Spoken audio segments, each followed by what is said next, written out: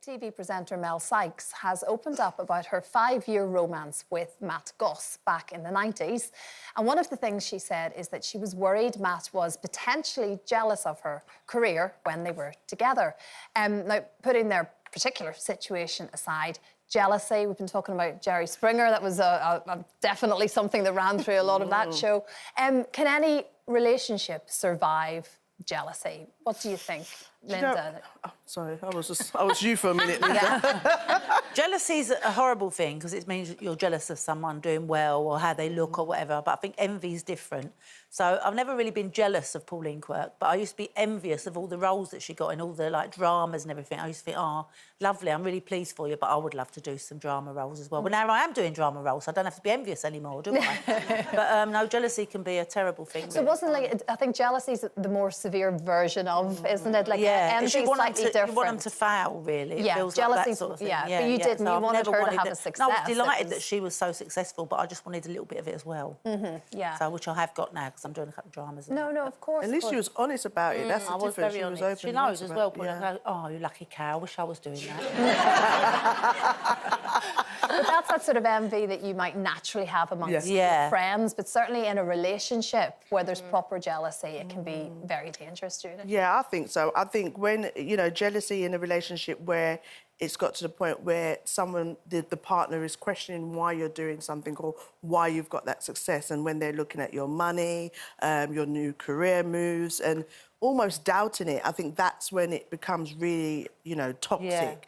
And just planting those seeds to make you doubt yourself because actually it's something that they want or wished upon you that you wouldn't get that, so that they would feel like the person in the higher position within the relationship. I think those are the things that you need to look out for. If you're saying something like, oh, I really want to take this job, I think it'd be great for me, I get to travel, and then they're like, yeah, it'd be great, but, you'd be away from your kids, I don't think, it suits you right now, or, or they want to talk about how they've helped to put you in that position when you've been doing this before they came, or you're grateful for their help, but it's just taking away that bit of power from you, knocking you down. Subliminal messages and little traits that sort of start to creep in after a while. It doesn't have to be there maybe at the beginning of a relationship as well, which of course is tough to follow. What about you, Frankie? Do you think that it's something that's manageable, or would you just always have stepped away from something you felt? Yeah, I'm just not a jealous person. Like, I think I've been like you, Linda, where I've been envious of people, but I think that's kind of a nice thing. I think it pushes you to maybe try harder and shows you're proud of people. But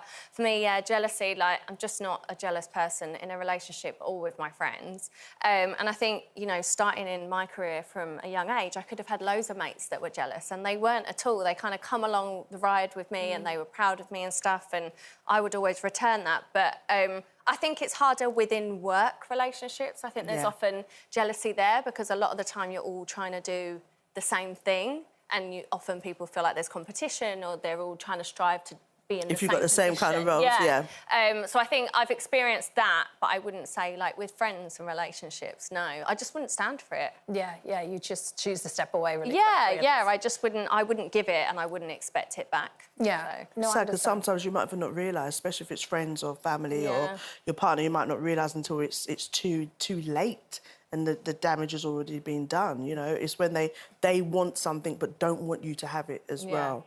Yeah, plant those seeds. I think, though, there is a different side in relationships as well, where there's that, fun jealousy.